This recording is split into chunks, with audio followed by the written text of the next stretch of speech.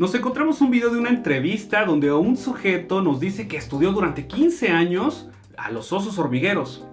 En esta entrevista se da cuenta que ha desperdiciado 15 añotes de su vida.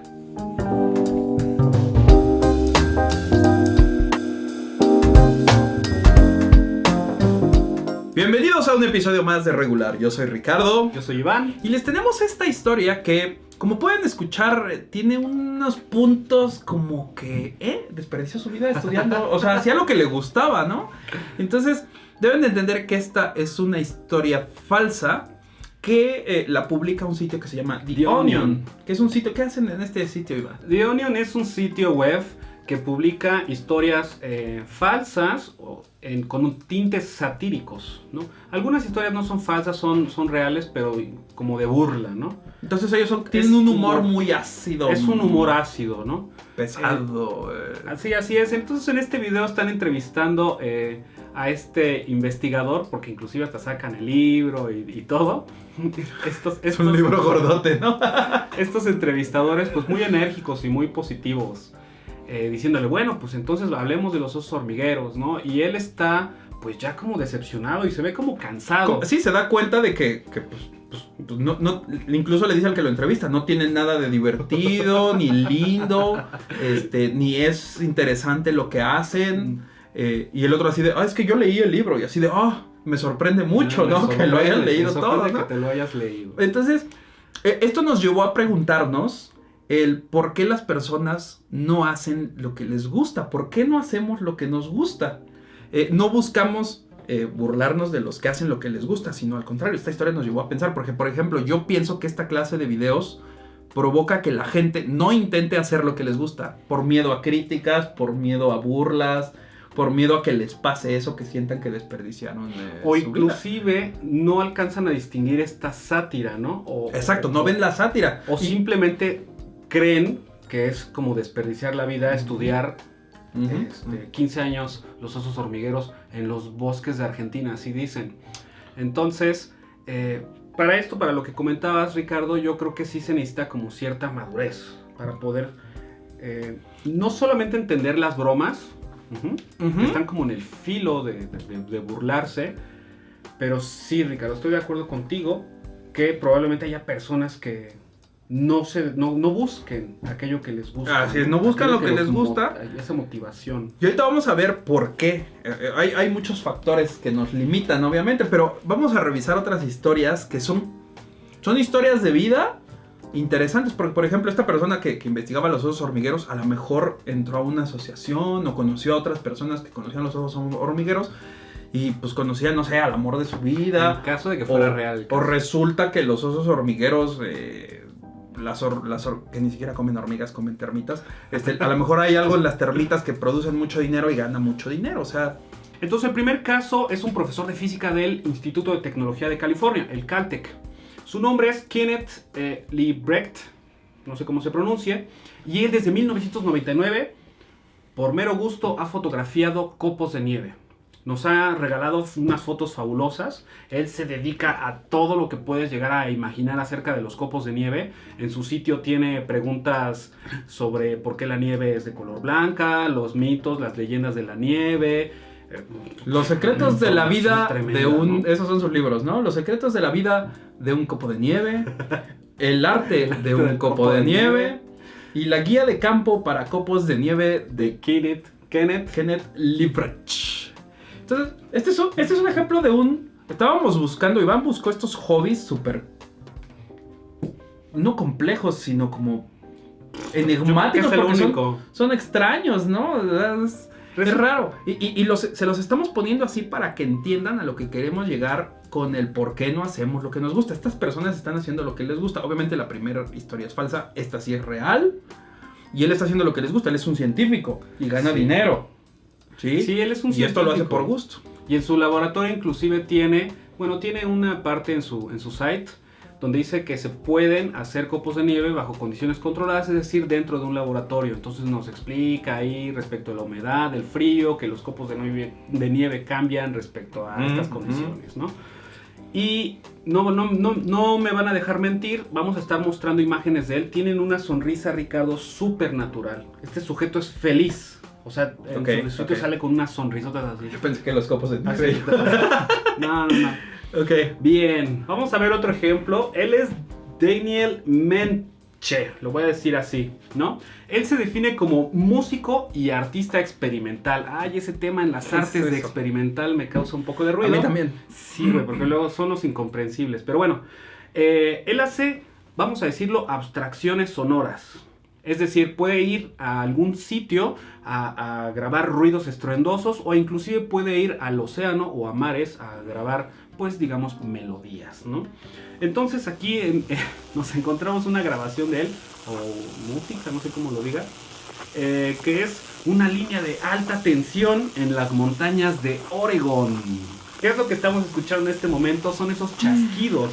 Entonces Daniel se dedica básicamente en esta grabación, pues sí, a grabar el efecto corona se llama, que son esos chasquidos que produce la electricidad, las torres de alta tensión. Con la humedad Y el aire ambiente ionizado. Y bueno, ahí nos explica algunas cosas, ¿no?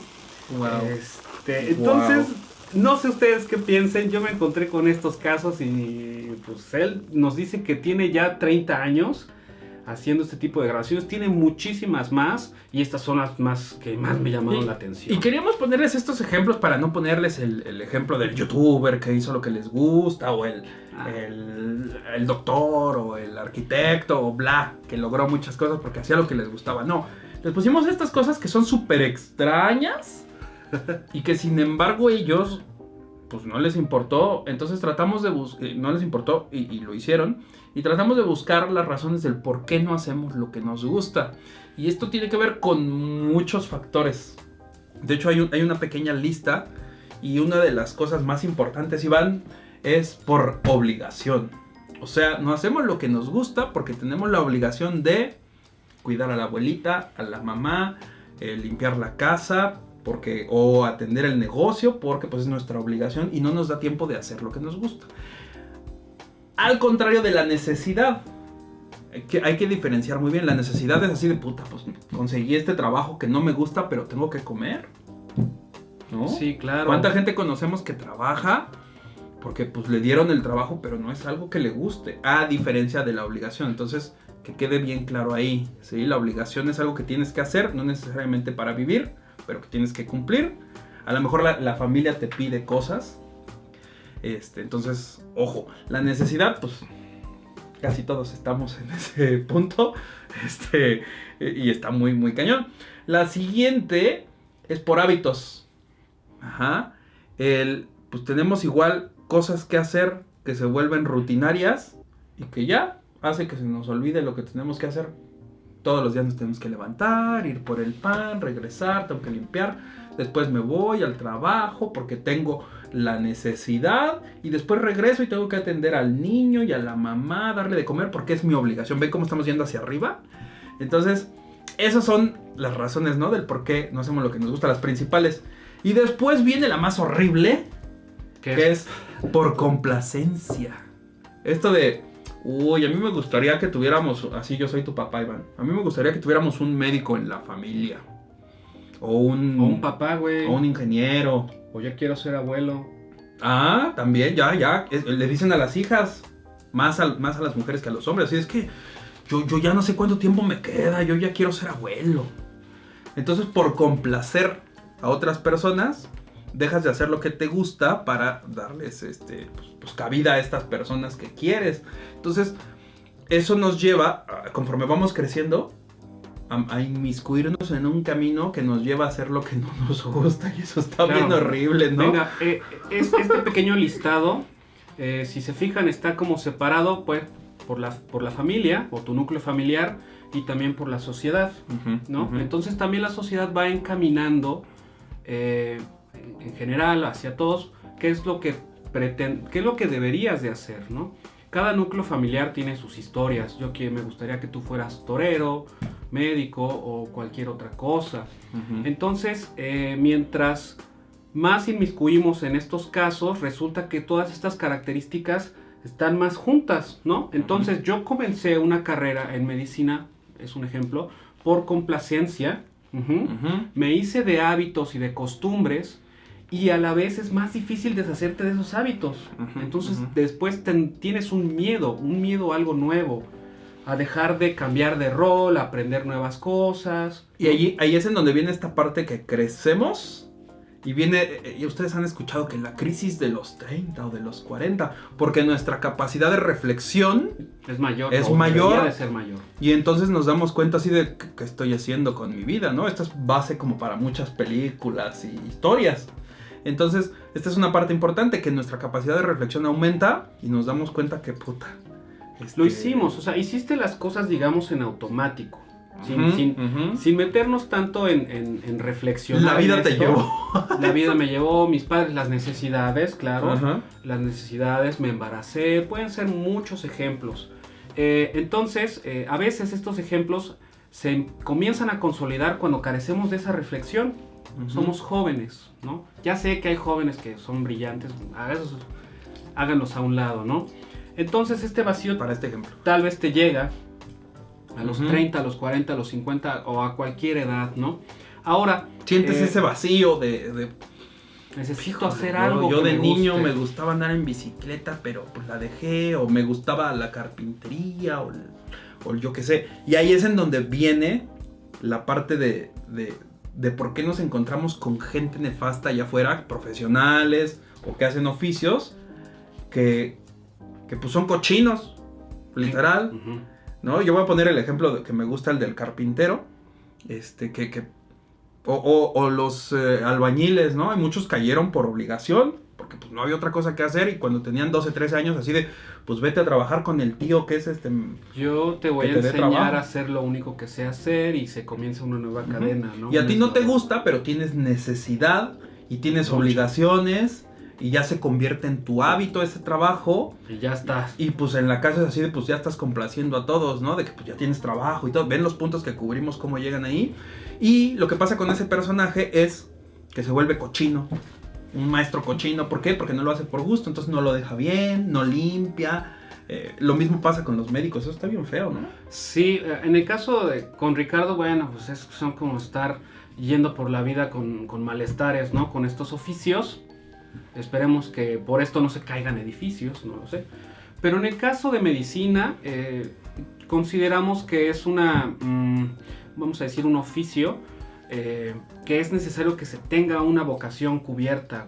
No cualquier oficio tiene vocación. Pues sí, personas allá afuera. Entonces, cuando te encuentras un médico que no tiene vocación, a ustedes les ha pasado, cuando te dan un diagnóstico malo, cuando te dan un diagnóstico negativo para que comiences un tratamiento de epilepsia que dura 4 años, cuando tu hijo no tenía epilepsia, simplemente se convulsionó porque le dio temperatura, que es bastante normal. Y cuando hay vocación es como, a ver, vamos a revisar, ¿no? Esto no cuadra aquí, no conecta acá, bla, bla, bla. Y uno que no tiene vocación es, opéralo y ya le quitas eso y ya, ¿no? Como el dentista, médicos. El dentista que no tiene vocación, le duele el diente y lo puede reparar, sácaselo y se lo sacan. En lugar de arreglarlo. Eso mi papá me platica, que llega mucha gente. Dice que me querían sacar la muela, pero vine con usted a ver qué me dice. La segunda opinión. ¿La han escuchado? Es lo mismo. Entonces por eso hay muchos médicos carniceros, doctores carniceros, que pues te operan. Y ya, opéralo. Y así, oye, pero pues investígale bien, ¿no? Entonces, eso está feo. Y queríamos revisar estos puntos para que ustedes entiendan el por qué muchas veces no hacemos lo que nos gusta y cómo pues ustedes pueden tratar de hacer lo que les gusta utilizando esta capacidad de reflexión y utilizando estos puntos a nuestro favor. Si hacemos lo que nos gusta en nuestro trabajo, pues claro, desenvuelve ahora al revés, ¿no? Comenzamos hablando con el ejemplo de The Onion, porque sí es una sátira y él se dio cuenta de otra cosa, pero no necesitas que sea algo bastante elaborado. Puede ser ahora, desde simple jardinería, no irlo profesionalizando. Sí, claro, y no estamos diciendo que deban ustedes de vivir de hacer lo que les gusta. Estamos hablando simplemente de hacer lo que te gusta. Sí, bueno. O sea, puede ser un hobby bien sencillo. O sea, dedícale, lo que nos dicen, dedícale 5 minutos a armar tu rompecabezas. Y hay gente que le gustan los rompecabezas, no tienen tiempo para hacerlo, ¿no? Tan sencillo como ese ejemplo. ¿no? Y al contrario, hay gente que tiene como que todas estas necesidades cubiertas de necesidad, obligación, hábitos, que tienen mucho dinero, y ustedes lo han escuchado, pues es gente que tiene el dinero y todo, y hace lo que les gusta, tiene su tallercito de arte, o a veces no hacen nada. O no hacen nada. Yo ahí sí tengo mis dudas. Pero los que tienen como más estudio, por así decirlo, hacen lo que les gusta. Así de, a mí me gusta la mecánica, tengo mucha lana, pues voy a poner mi equipo de rally o de Fórmula 1, yo qué sé, ¿no? Porque pues, eso pasa. Entonces, pues lamentablemente hay personas que tienen como que todas estas partes solucionadas, otras que no. Y lo que queremos es que ustedes reflexionen para que intenten hacer lo que les gusta. Y de nuevo, no necesariamente tienen que vivir de eso. Si vives de eso, pues está bien padre. Ahora, si vives de hacer lo que te gusta, no necesariamente vas a ser feliz toda la vida. Steve Jobs no llegaba feliz a su casa todos los días. Se estresaba, se cansaba, se enojaba y todo, a pesar de que hacía lo que les gustaba. Entonces, ningún trabajo es ideal, pero si no encuentras un trabajo que te guste o hacer lo que te guste, pues tu vida va a ser miserable, bien horrible. Entonces, ahí se los dejamos de tarea, piénsenlo. Esto es muy profundo, no queríamos hacerlo tan serio, por eso les contamos lo de la historia de The Onion y esta supuesta persona que desperdició su vida estudiando los osos hormigueros en Argentina, que no hay bosque. Entonces, piénsenlo, cuéntenos abajo en los comentarios qué piensan, si hacen lo que les gusta y si no es buen momento para empezar. Nos vemos. ¿Te hacen lo que te gusta, Iván? Comencé a determinada edad a darme cuenta de eso. ¿De que no hacías lo que te gusta o de que te hacías lo que te gusta? Que lo hacía porque me había acostumbrado a obtener un ingreso monetario, cómodo. Pero sí te gusta la economía, ¿no? De respecto a lo que estudié. Por ejemplo. Sí. Sí, yo veo que te gusta.